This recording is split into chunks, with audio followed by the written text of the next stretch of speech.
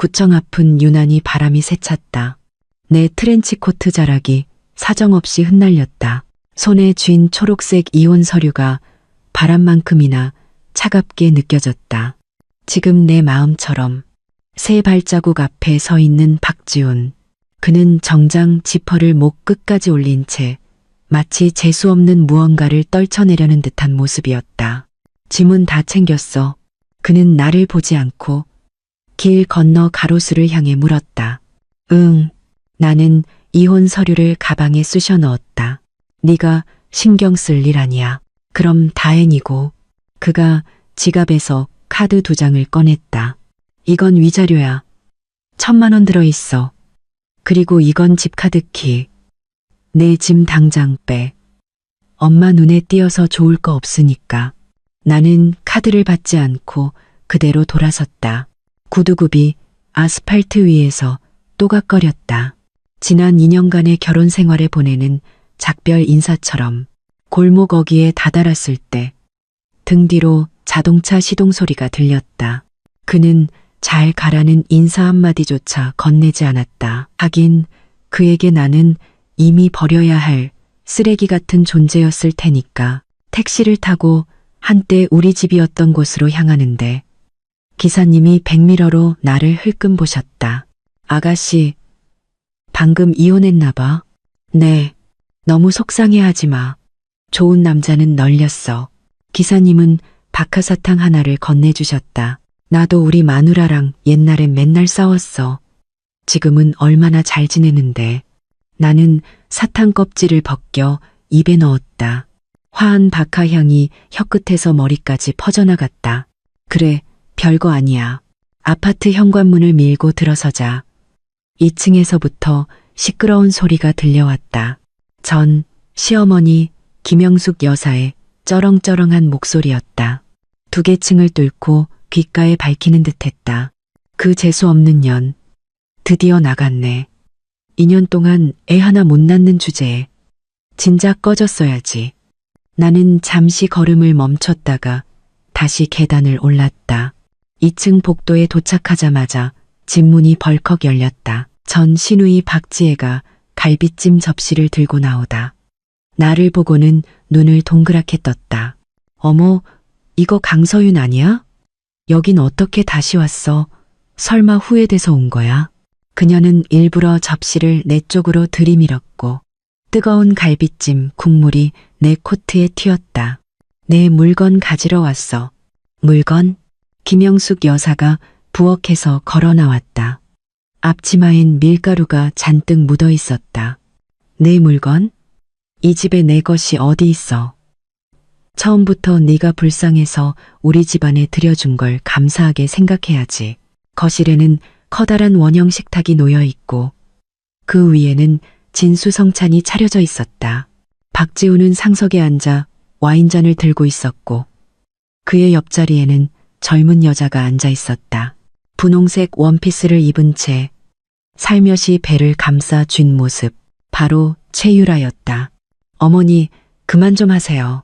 박지훈이 미간을 찌푸렸지만 그 목소리에는 아무런 힘도 실려 있지 않았다.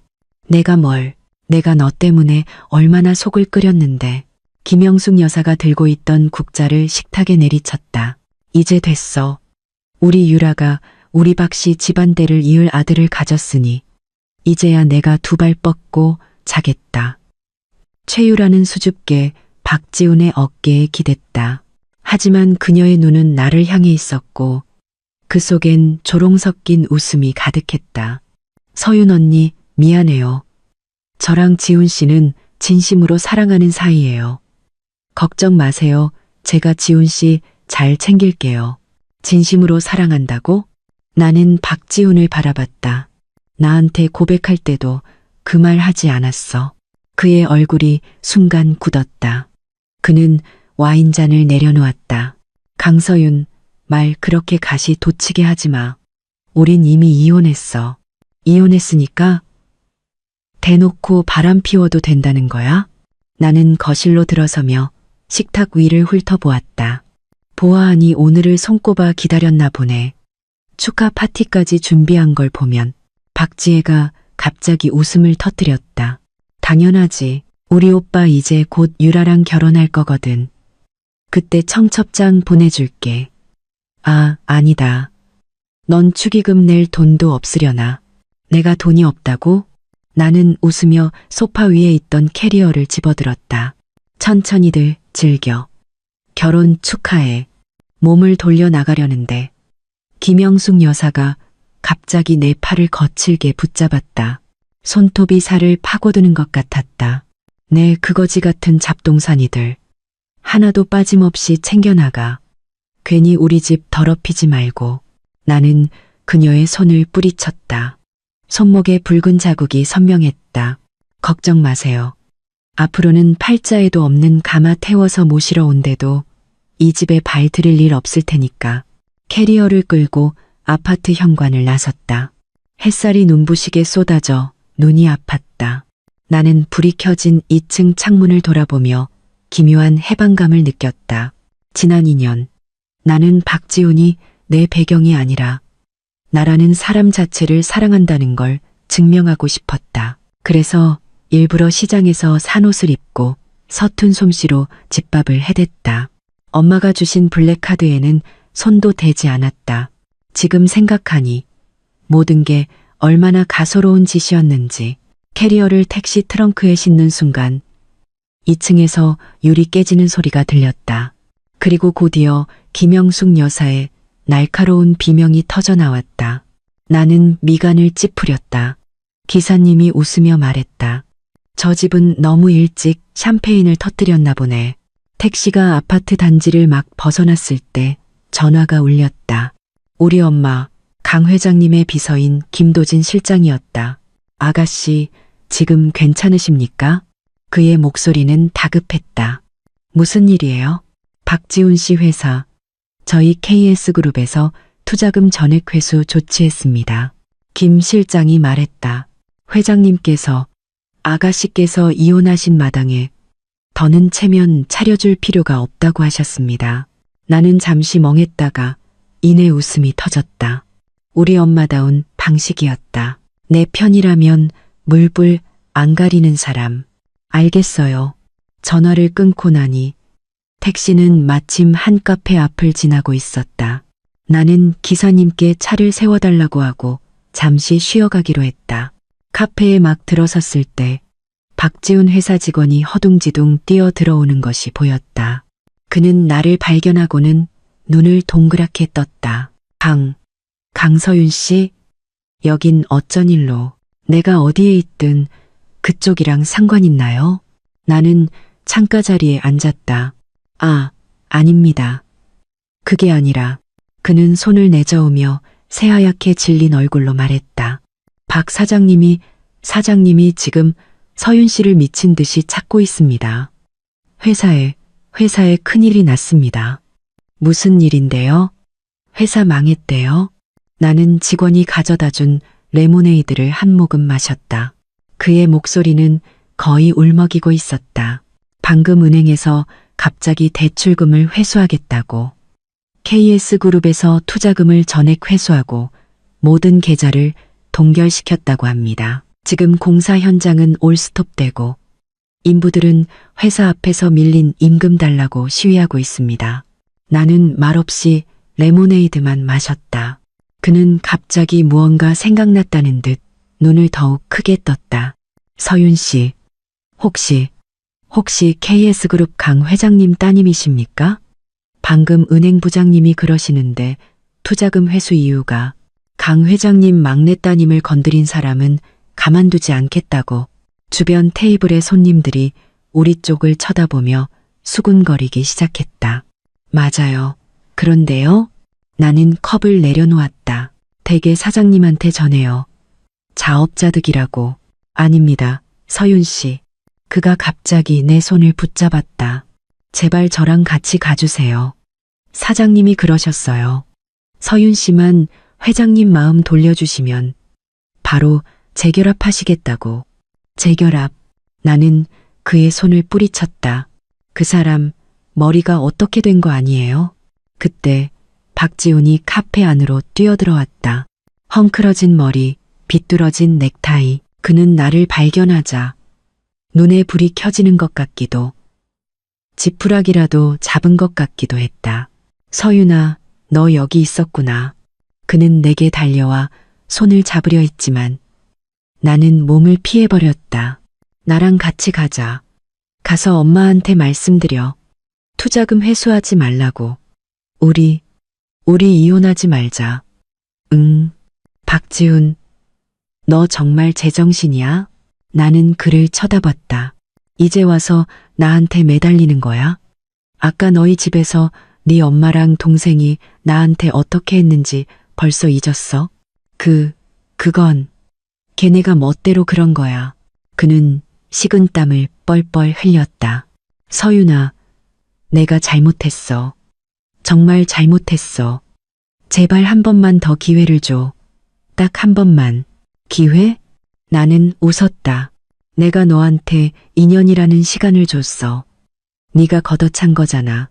김영숙 여사와 박지혜, 심지어 최유라까지 그를 뒤따라 들어왔다. 최유라의 얼굴에서는 아까의 수줍음은 온데간데 없고 당혹감만 가득했다. 강서윤, 이 나쁜 년. 네가 꾸민 짓이지. 김영숙 여사가 내게 손가락질하며 소리쳤다. 네가 뭔데 KS그룹을 움직여. 뭔데냐고요? 나는 가방에서 블랙카드를 꺼내 테이블 위에 올렸다. 내가 KS그룹 강지수 회장의 딸이니까요. KS그룹의 유일한 상속녀니까. 지난 2년간 당신들 박씨 집안이 먹고 입고 쓴 모든 것들. 그게 다 어디서 나온 돈인 것 같으세요? 이제 와서 날 버려? 그렇게는 안 되죠. 김영숙 여사와 박지혜의 얼굴이 새하얗게 질렸다.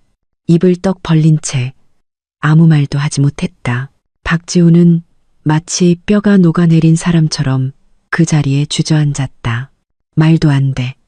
그럴 리가 없어.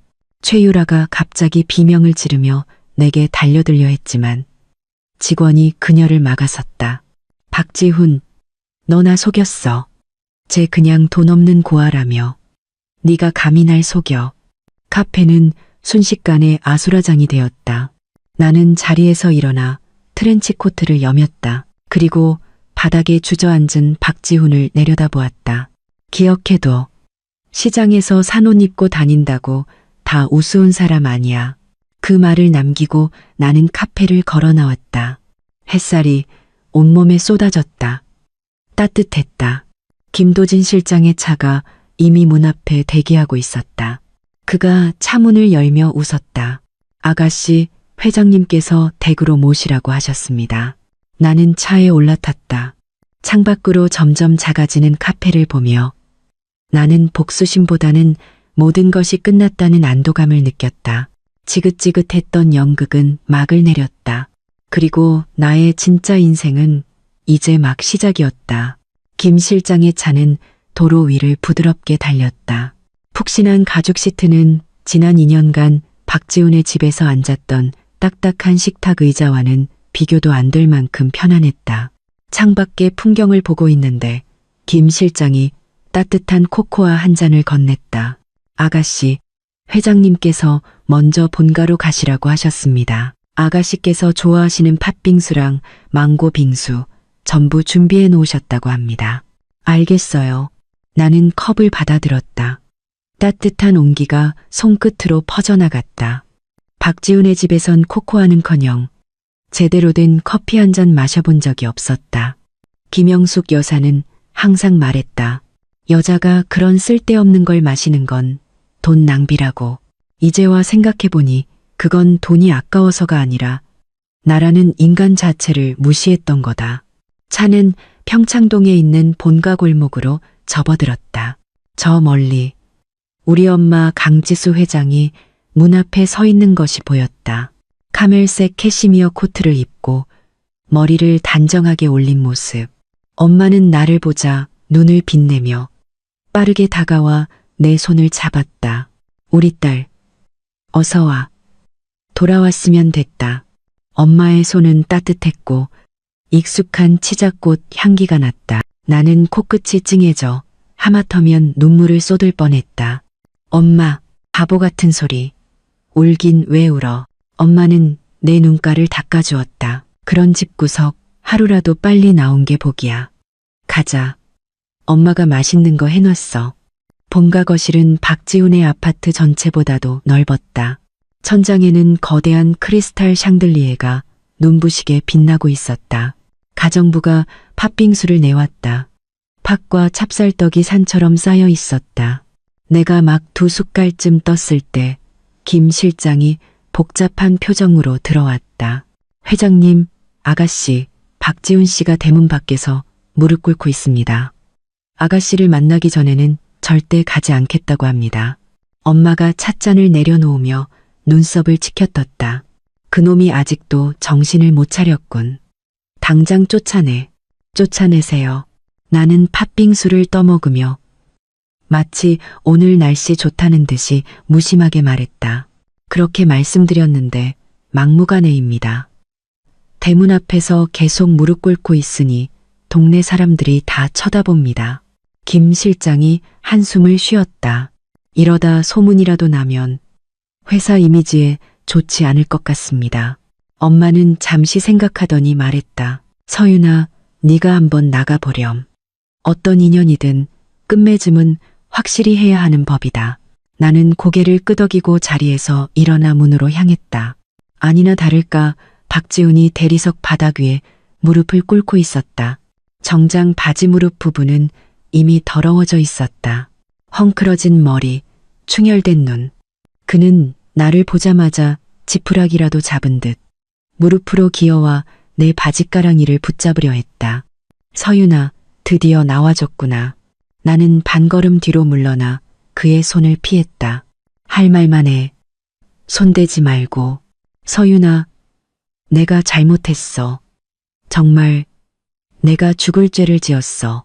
그는 고개를 들어 나를 보며 눈물을 뚝뚝 흘렸다. 제발 한 번만 용서해줘. 응? 내 어머니께 투자금 회수하지 말라고 좀 전해줘. 나 최유라랑 당장 헤어질게. 우리 재결합하자. 내가 앞으로는 정말 잘할게.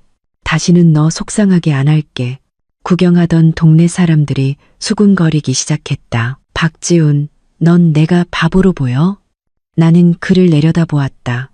이제 와서 잘못했다고? 아까 너희 집에서 우리 이혼했다고 축하 파티 벌일 때는 이런 날이 올 줄 몰랐어? 그건 우리 엄마가 억지로 시킨 거야. 내 마음속에는 너밖에 없었어. 그는 목이 쉬도록 외쳤다. 서윤아, 우리 2년 동안의 사랑이 전부 거짓이었어? 넌 예정 하나 생각 안 나. 예정? 나는 실소했다. 네가 최유라랑 한 침대에서 뒹굴었을 때 우리 정은 이미 끝났어. 아니야, 그건 그냥 실수였어. 우리 엄마가 걔가 아들 낳을 수 있다고 억지로 집에 들인 거야. 나도 어쩔 수 없었다고. 어쩔 수 없었다고? 나는 그의 앞에 쪼그려 앉아 그의 눈을 똑바로 쳐다봤다. 30 넘은 남자가 자기 엄마 하나 컨트롤 못해? 자기 결혼 생활 하나 마음대로 못해? 박지훈, 넌 이기적일 뿐만 아니라 비겁하기까지 해. 그의 얼굴이 새빨갛게 달아올랐다. 입술을 달싹였지만 아무 말도 하지 못했다. 그리고 나는 일어나며 바지에 묻은 먼지를 털었다. 내가 모를 줄 알아? 너 처음부터 나한테 접근한 거 우리 집이 좀 사는 집인 거 알고 네 회사 자금줄로 써먹으려고 했던 거잖아. 이제 내가 KS그룹 딸인 거 아니까 다시 와서 매달리는 거고 너 스스로 역겹다는 생각 안 들어? 그의 얼굴이 새하얗게 질렸다. 마치 딱이라도 맞은 사람처럼. 투자금 회수건은 불가능해. 내 회사는 이미 자금난에 허덕이고 있었어. 우리 엄마가 투자금 안 뺐어도 부도나는 건 시간 문제였어. 너무 자의식 과잉 아니야? 그 말을 끝으로 나는 돌아서서 집으로 들어가려 했다. 그가 갑자기 바닥에서 일어나 내 다리를 붙잡았다. 서윤아, 이렇게 매정하게 굴지 마. 나 망하면 우리 부모님은 내 동생은 어떡하라고. 내 가족 일이지 내 일 아니야. 나는 다리를 흔들어 그를 떼어내려 했다. 이거 놔. 안 놔. 네가 도와주기 전까지는 절대 안 놔. 그는 거머리처럼 찰싹 달라붙었다. 그때 김 실장이 경호원 2명을 데리고 나왔다. 그들이 박지훈을 떼어냈지만 그는 여전히 발버둥치며 소리쳤다. 강서윤, 너 후회하게 될 거야. 반드시 후회하게 만들어줄 거야. 내가 가장 후회하는 건 너 같은 인간을 만났던 거야. 나는 뒤도 돌아보지 않고 집으로 들어갔다. 경호원이 대문을 닫는 소리가 쾅하고 울렸다. 그의 고함과 동네 사람들의 수군거림이 문 밖으로 차단되었다. 거실로 돌아오자 엄마가 물티슈를 건네주셨다. 고생했다, 우리 딸. 고마워요. 엄마. 나는 티슈를 받아들었지만 마음은 답답했다. 하이티, 엄마는 내 손을 잡았다. 그런 남자는 빨리 정리하는 게 악이야. 걱정 마. 앞으로 엄마가 있으니 아무도 널 함부로 못 건드릴 거야. 그때 김 실장이 휴대폰을 들고 들어왔다. 회장님, 아가씨, 방금 박지훈 씨가 대문 앞에서 소란 피우는 영상이 찍혀서 인터넷에 올라왔습니다. 실시간 검색어 순위에도 올랐습니다. 엄마는 휴대폰을 받아들고 보시더니 이내 웃음을 터뜨렸다. 오히려 잘 됐네. 온 세상 사람들이 그놈의 진짜 모습을 알게 됐으니. 나도 고개를 내밀어 보았다. 유명 건설사 대표, 파산 위기 처하자 전처집 앞에서 무릎 꿇고 재결합 애원이라는 자극적인 제목. 아래에는 박지훈이 무릎 꿇고 있는 사진이 첨부되어 있었고 댓글창은 이미 폭발 직전이었다. 저거 박지훈 아니야? 빚더미에 앉았다는 소문이 있던데 전처한테 재결합하자고? 돈 달라는 소리겠지. 꼴 좋다. 바람 피울 땐 언제고. 나는 휴대폰 화면을 껐다. 한때 사랑이라 믿었던 모든 것이 결국 한 편의 막장 드라마로 끝나버린 것 같아. 헛웃음이 나왔다. 아, 맞다.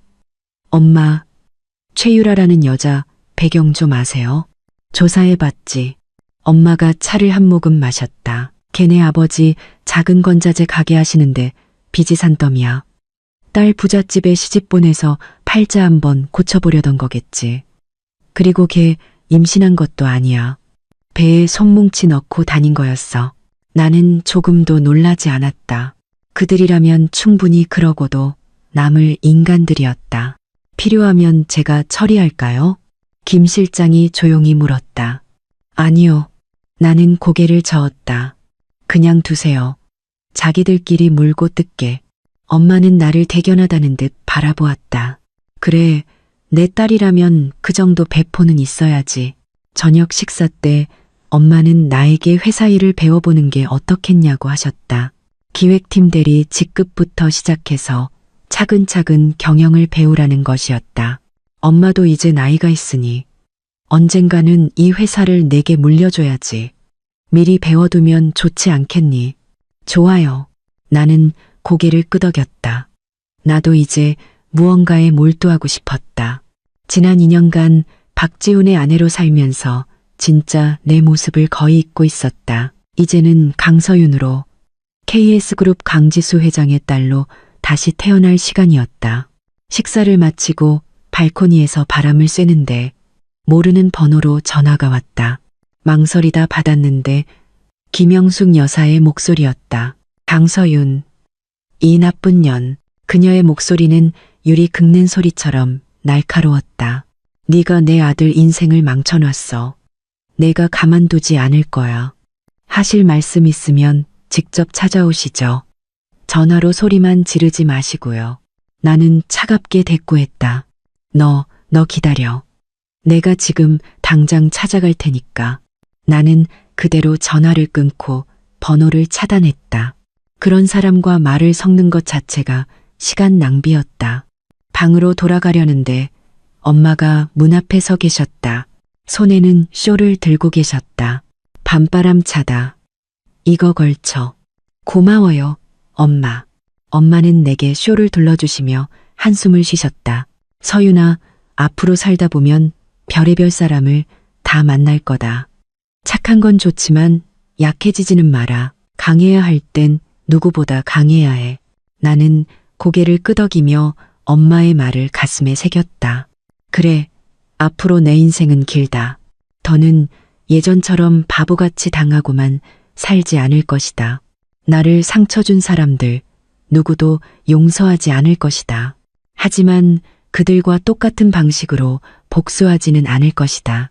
나는 나의 방식으로 누구보다 당당하게 내 것을 되찾을 것이다. 그날 밤 나는 내 방 침대에 누웠다.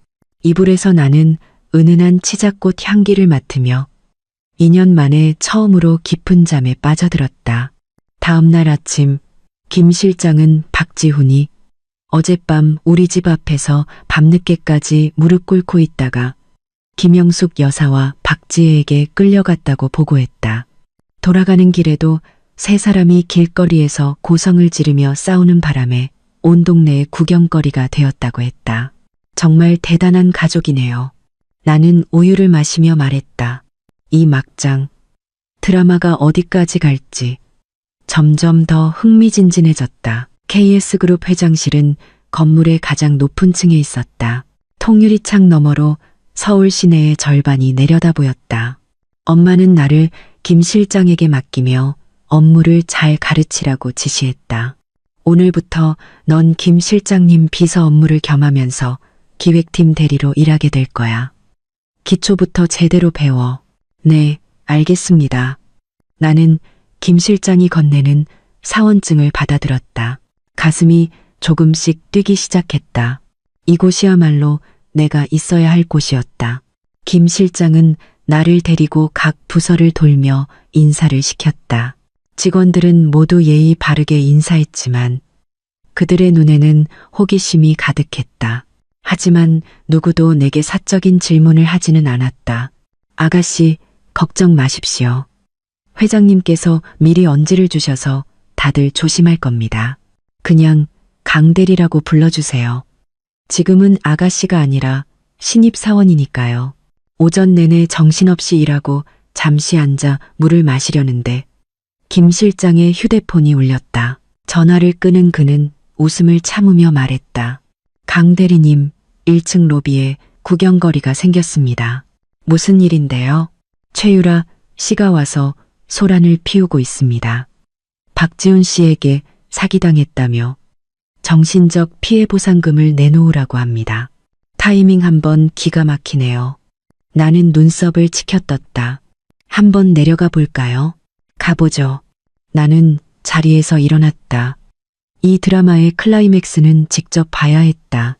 엘리베이터가 1층에 도착하자마자 최유라의 날카로운 목소리가 들렸다. 박지훈, 이 사기꾼아. 내 회사 곧 상장한다며. 이제 와서 파산하면 나는 어떡하라고. 로비에는 이미 많은 사람들이 모여 구경하고 있었다. 박지훈은 그 중앙에 서서 얼굴이 시뻘개져 있었다. 김영숙 여사와 박지혜도 함께였다.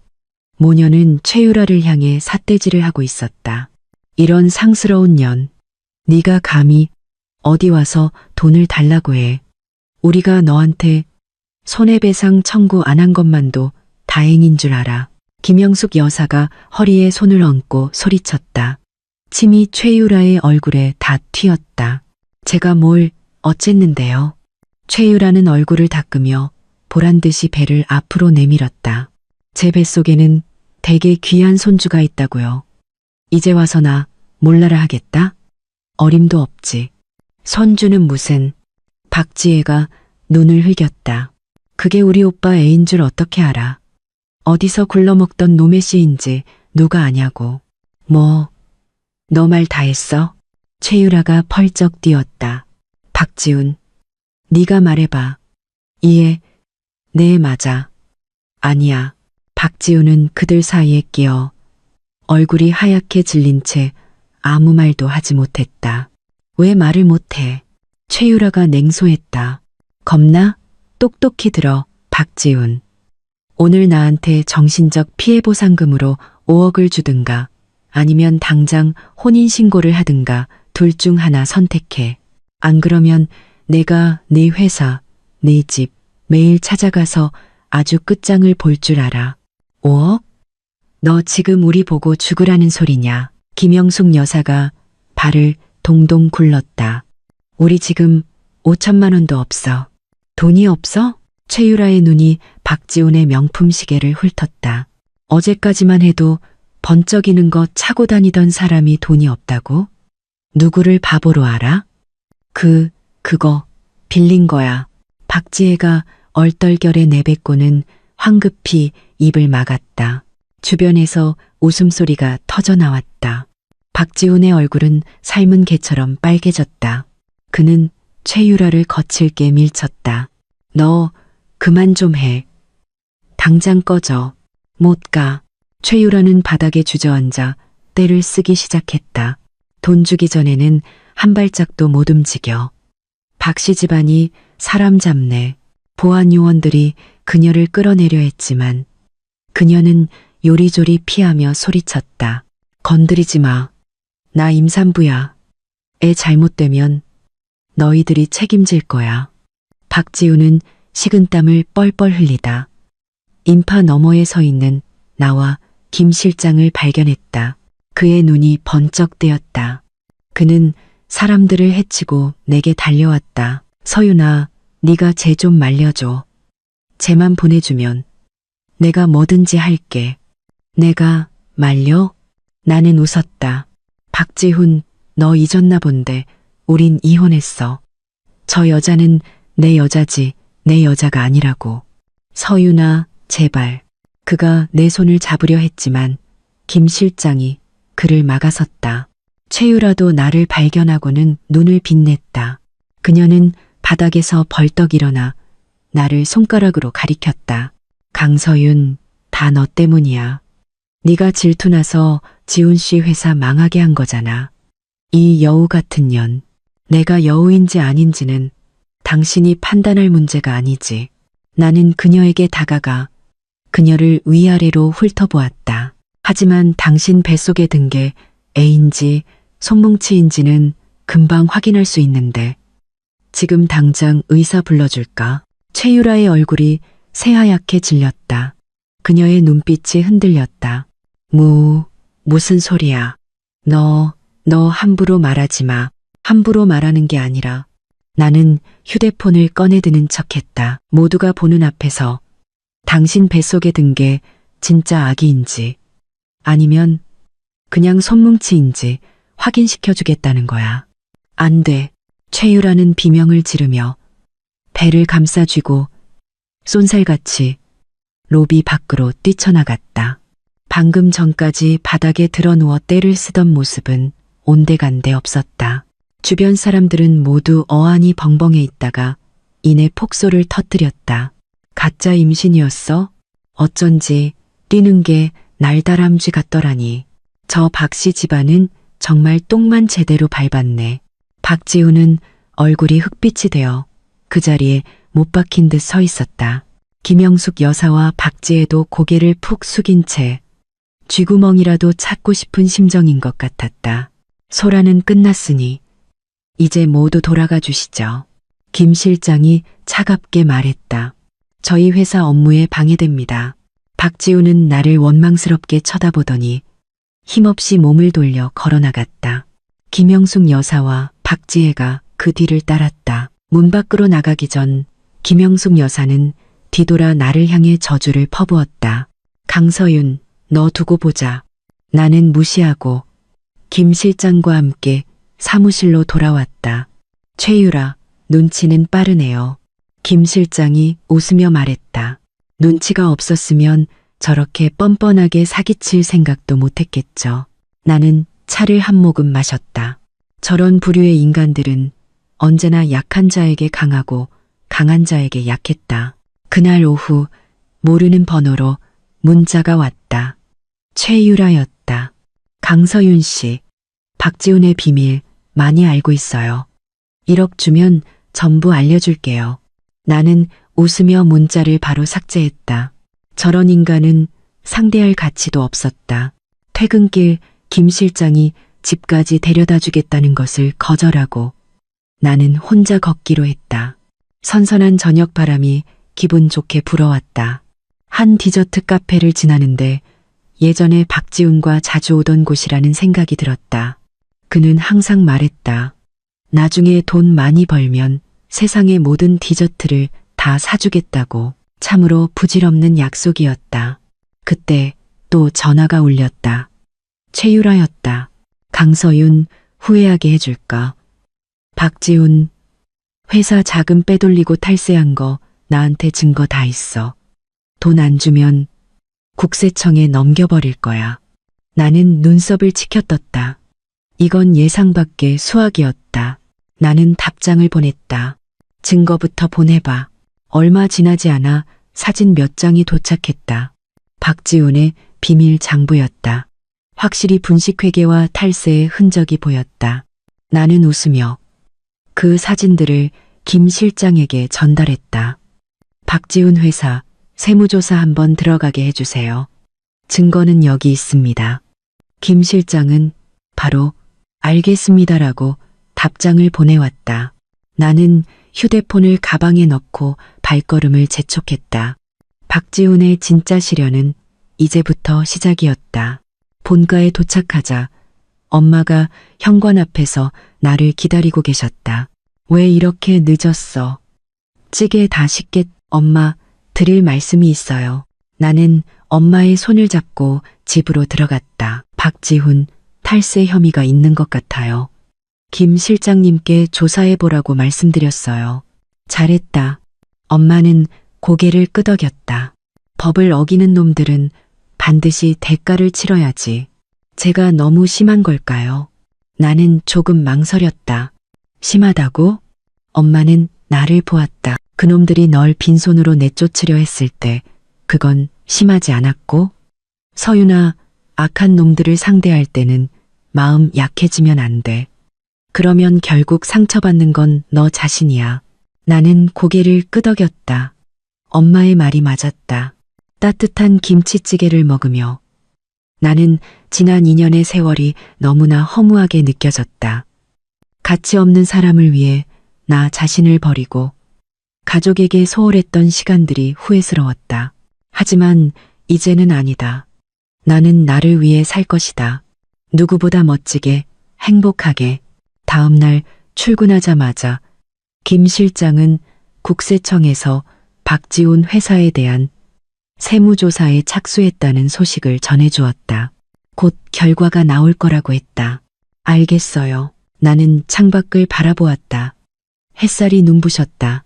이 막장 드라마는 점점 더 흥미진진해지고 있었다. 그리고 더는 휘둘리는 조연이 아니었다. 국세청의 세무조사 소식은 날개 돋친 듯 퍼져나갔다. 가뜩이나 파산 위기로 뒤숭숭하던 박지훈의 회사는 그야말로 풍비박산이 났다. 마지막까지 남아있던 협력업체들마저 모두 등을 돌렸다. 김 실장을 통해 들은 소식에 의하면 박 씨 일가는 자금을 마련하기 위해 강남의 그 번듯한 아파트를 처분했다고 한다. 그리고는 변두리에 있는 낡고 작은 빌라로 이사했다. 김영숙 여사는 그 와중에도 자존심은 있어서 고가의 원목 가구들을 전부 가지고 갔다고 했다. 결국 좁은 집은 가구로 가득 차 발 디딜 틈도 없게 되었다. 어느 날 점심시간 나는 회사 근처 백화점에서 커피를 사서 나오다가 2층 명품관 앞에서 박지혜를 마주쳤다. 그녀는 한 중고 명품 매장 앞에서 직원과 실랑이를 벌이고 있었다. 이 가방 저번 달에 200만 원 주고 산 거라고요. 근데 어떻게 300만 원밖에 못 줘요? 이게 날강도지. 뭐예요? 박지혜는 명품 가방을 든 채 얼굴이 새빨개져 있었다. 손님, 직원은 눈을 흘겼다. 가방 모서리 다 달았잖아요. 300만 원도 많이 쳐드린 겁니다. 팔기 싫으시면 그냥 가세요. 저 바빠요. 뭐? 당신 지금 무슨 태도야?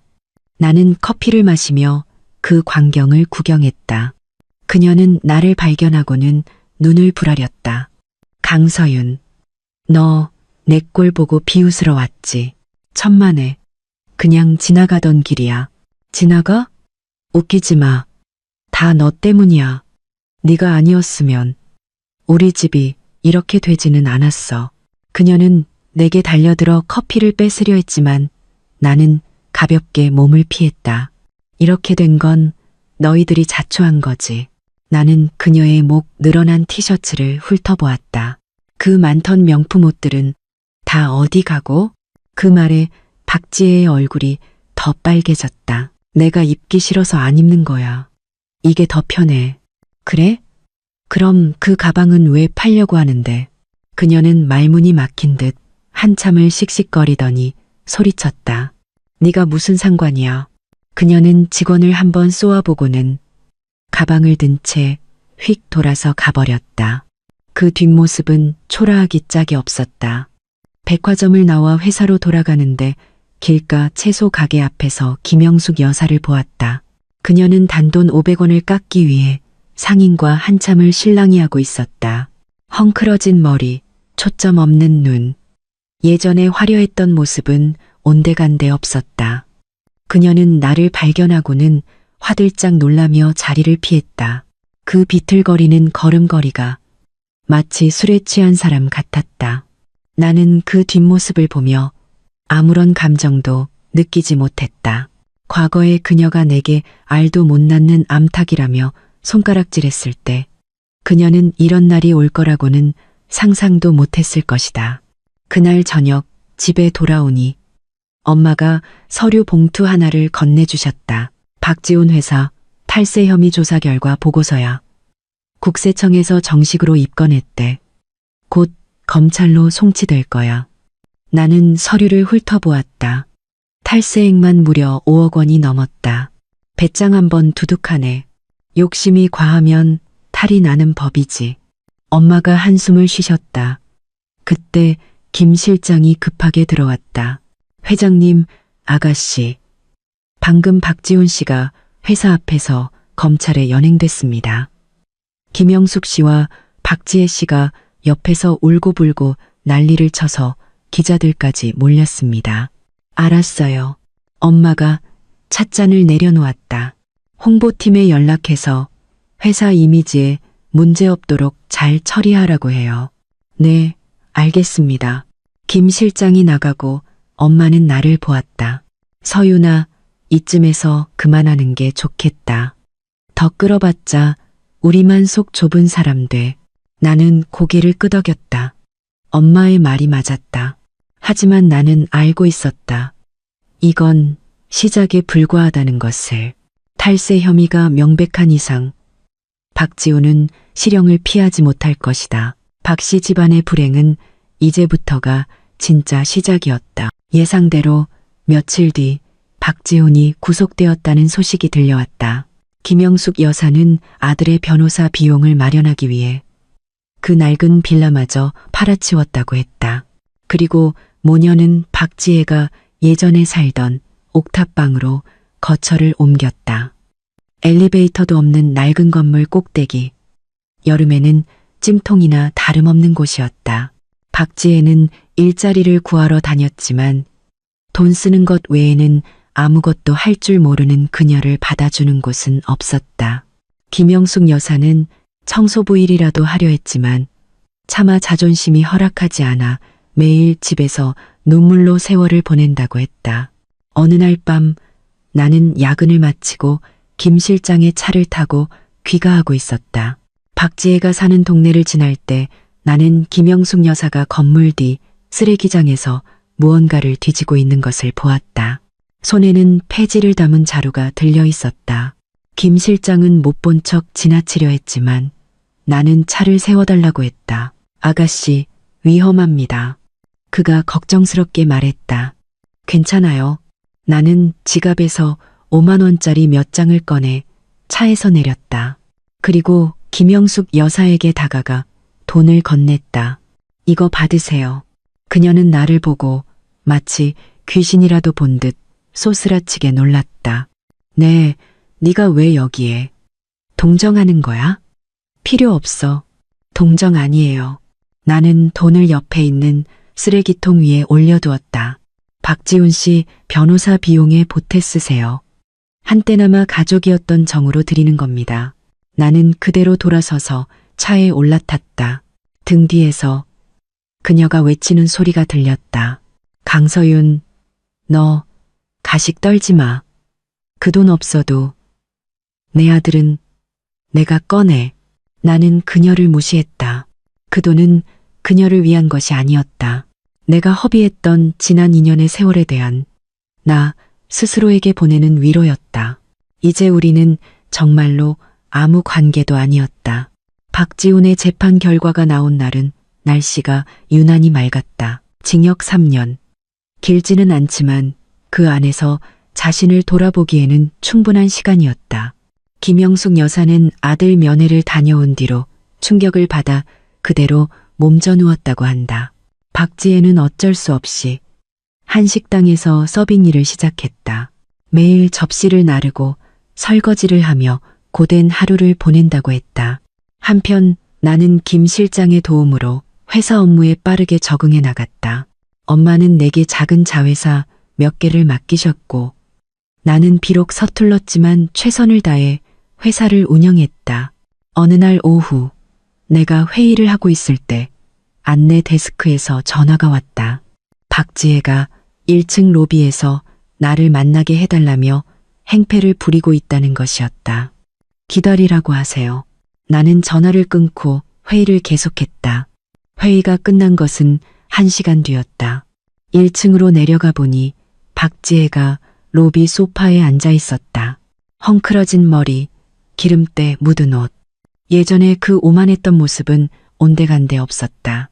나를 보자 그녀는 벌떡 일어났다. 강서윤, 드디어 내려왔네. 할 말만 해. 나 바빠. 나는 그녀 앞에 섰다. 우리 엄마가 아프셔. 병원비가 필요한데 돈 좀 빌려줄 수 있을까? 그녀는 고개를 숙인 채 모기만 한 목소리로 말했다. 돈? 나는 웃었다. 저번에 줬던 돈은 어떻게 하고? 그건 엄마가 버렸어. 네 돈은 더러워서 못 쓴다고. 그럼 더더욱 빌려줄 수 없겠네. 나는 그녀를 보았다. 내 엄마가 내 돈은 싫다는데 내가 억지로 쥐어줄 수는 없잖아. 강서윤. 그녀가 갑자기 소리쳤다. 너 꼭 그렇게까지 해야겠어? 우리 엄마 지금 죽게 생겼다고. 그걸 그냥 보고만 있겠다는 거야? 내 엄마가 죽든 살든 나랑 무슨 상관인데. 나는 차갑게 말했다. 너희들이 날 빈손으로 내쫓으려 했을 때 그때는 이런 날이 올 줄 몰랐어? 그녀는 말문이 막힌 듯 이내 바닥에 주저앉아 울기 시작했다. 강서윤, 이 나쁜 년. 은혜도 모르는 배은망덕한 년. 우리 엄마 죽으면 다 내 탓이야. 로비에 있던 모든 사람들이 우리를 쳐다보았다. 보안팀. 내가 소리치자 보안요원 2명이 달려왔다. 그들이 박지혜를 일으키려 했지만 그녀는 바닥에 드러누워 발버둥 쳤다. 심지어 보안요원을 핥히고 물기까지 했다. 강서윤, 내가 가만 안 둬. 나는 미간을 찌푸리고 휴대폰을 꺼내 녹음 버튼을 눌렀다. 박지혜, 마지막으로 묻는다. 여기서 나갈래? 안 나갈래? 안 나가. 돈 주기 전에는 절대 안 나가. 좋아. 나는 휴대폰을 집어넣었다. 김 실장님, 경찰에 신고하세요. 김 실장은 고개를 끄덕이고 바로 112에 전화를 걸었다. 경찰에 신고한다는 말에 박지혜는 바닥에서 벌떡 일어났다. 네가 감히 경찰에 신고를 해? 내가 내 전 시누이라고. 전 시누이라도 남의 회사 와서 행패 부릴 수는 없지. 계속 소란 피우면 공갈 협박죄로 고소할 거야. 박지혜의 얼굴이 새하얗게 질렸다. 아마도 감옥에 있는 오빠의 모습이 떠올랐을 것이다. 그녀는 나를 저주스럽게 쏘아보고는 휙 돌아서서 도망치듯 뛰어나갔다. 사무실로 돌아오자 김 실장이 물었다. 아가씨, 정말 저대로 괜찮으시겠습니까? 괜찮아요. 나는 고개를 저었다. 자기가 선택한 길이야. 자기가 책임져야지. 며칠 뒤 예전 지인을 통해 김영숙 여사가 병원비를 내지 못해 병원에서 쫓겨났다는 소식을 들었다. 박지혜는 어쩔 수 없이 엄마를 옥탑방으로 다시 모셔와 서툰 솜씨로 간병하고 있다고 했다. 나는 그 소식을 듣고 아무런 감정도 느끼지 못했다. 그 무렵 나는 한 디자인 회사의 대표인 한서준이라는 사람을 알게 되었다. 우리는 한 프로젝트를 통해 만났는데 그는 차분하고 배려심 깊은 사람이었다. 어느 날 밤 내가 야근을 마치고 회사 로비를 나서는데 그가 나를 기다리고 있었다. 그는 따뜻한 은이버섯 수프가 든 보온병을 내밀며 웃었다. 지나가다 보니 아직 사무실 불이 켜져 있길래 기다렸습니다. 나는 보온병을 받아들었다. 따뜻했다. 그는 나를 집까지 바래다 주었고 우리는 차 안에서 이런저런 이야기를 나누었다. 그는 참 다정한 사람이었다. 그와 함께 있으면 마음이 편안해졌다. 그가 내게 주말에 함께 식사하자고 했을 때 나는 망설이지 않고 좋다고 대답했다. 어쩌면 나도 새로운 시작을 할 준비가 된 것일지도 모른다. 과거의 아픔은 이제 정말로 과거의 일일 뿐이었다.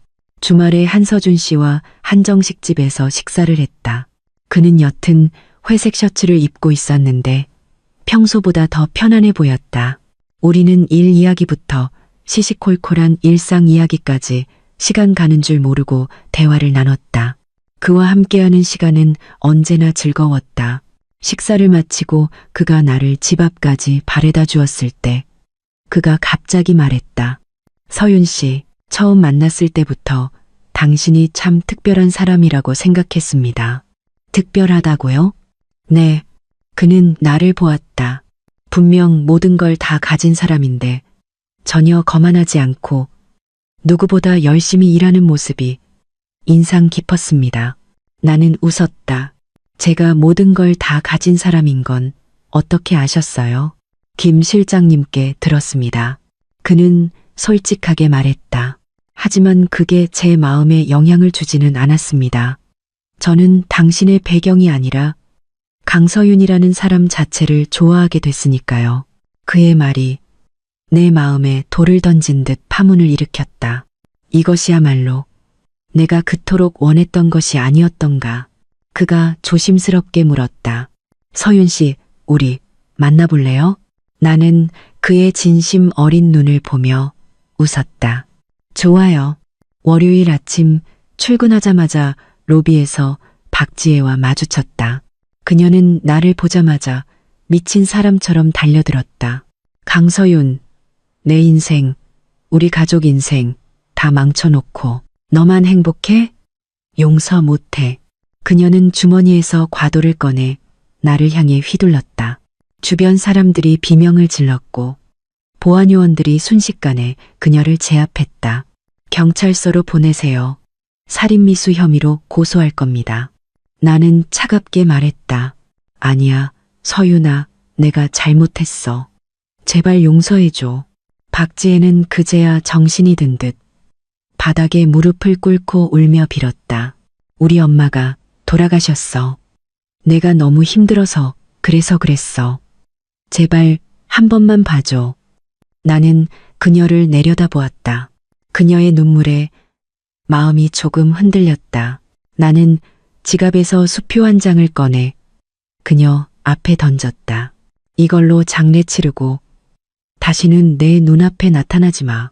박지혜는 수표를 집어들고 고맙다는 말도 없이 도망치듯 사라졌다. 아가씨, 너무 마음이 약하십니다. 김 실장이 한숨을 쉬었다. 마음이 약한 게 아니라 저런 인간 때문에 내 시간을 낭비하고 싶지 않은 것뿐이에요. 그날 오후 엄마는 내게 디자이너 교류회에 가보라고 하셨다. 한서준 씨도 참석하니 함께 가서 사람들을 만나보라고 하셨다. 교류회에서 한 원로 디자이너가 우리를 보고 말했다. 한 대표 옆에 계신 분이랑 정말 잘 어울리네. 한서준 씨의 얼굴이 빨개졌고 나도 조금 쑥스러웠다. 교류회가 끝나고 돌아오는 차 안에서 그가 말했다. 서윤 씨, 당신과 함께 있으면 정말 행복합니다. 저도요. 내 심장이 빠르게 뛰었다. 그럼 그가 잠시 망설이더니 말했다. 우리 결혼할래요? 나는 그의 진지한 눈을 보며 눈물을 글썽였다. 그리고 웃으며 대답했다. 네, 좋아요. 차창 밖으로 가로등 불빛이 별처럼 쏟아지고 있었다. 나의 새로운 인생이 그렇게 다시 시작되고 있었다. 한서준 씨와 결혼한 후 나의 삶은 안정되고 평화로워졌다. 그는 언제나 내 곁에서 든든한 버팀목이 되어 주었다. 어느 날 저녁 영화를 보고 나오는데 주차장에서 주차 요원으로 일하고 있는 김영숙 여사를 보았다. 그녀는 깡마른 몸에 허름한 유니폼을 입고 있었다. 나를 보고는 황급히 고개를 숙였다. 한서준 씨가 내 손을 잡았다. 신경 쓰지 마. 나는 고개를 끄덕였다. 그녀의 삶이 어떻게 되었든 더는 나와 상관없는 일이었다. 얼마 뒤 박지혜가 절도죄로 경찰에 붙잡혔다는 소식을 들었다. 아기 분유와 기저귀를 훔치다 걸렸다고 했다. 알고 보니 그녀는 오빠의 대를 잇겠다며 대리모를 통해 아이를 얻으려 했다고 한다. 하지만 대리모는 돈만 받고 사라졌고 그녀는 빚더미에 앉게 되었다. 나는 그 소식을 듣고 500만 원을 보내주었다. 이것이 내가 그녀에게 베푸는 마지막 동정이었다. 그 후로 박씨 집안 사람들의 소식은 더 이상 듣지 못했다. 그들은 내 인생에서 완전히 사라졌다. 나는 회사 일에 더욱 집중했고 우리 회사는 해외 시장까지 진출하며 승승장구했다. 한서준 씨의 디자인 회사도 업계 최고가 되었다. 우리는 각자의 자리에서 최고가 되었고 서로에게 가장 좋은 파트너가 되었다. 몇 년 뒤 내가 한 여성 창업 포럼에서 강연을 하게 되었을 때 나는 청중 속에서 박지혜를 보았다. 그녀는 예전보다 살이 조금 오르고 편안한 미소를 띤 채 어린아이의 손을 잡고 있었다. 그녀는 나를 보고 조용히 고개를 끄덕였다. 나도 그녀를 향해 가볍게 미소 지었다. 과거의 모든 원망과 상처가 그 미소 속에서 눈 녹듯 사라지는 것 같았다. 강연을 마치고 나는 이렇게 말했. 여러분, 절대로 누구 때문에 자신을 포기하지 마세요. 여러분이 어떤 사람이냐에 따라 여러분 곁에 있는 사람도 달라집니다. 여러분이 스스로 빛나면 그 빛을 알아봐주는 사람이 반드시 나타날 겁니다. 저처럼요. 지금의 나는 누구보다 행복하다. 이 행복은 누군가가 가져다 준 것이 아니라 나 스스로가 쟁취한 것이다. 과거의 시련이 나를 더욱 단단하고 눈부신 사람으로 만들어 주었다. 나는 이제 그 어떤 바람에도 흔들리지 않을 것이다.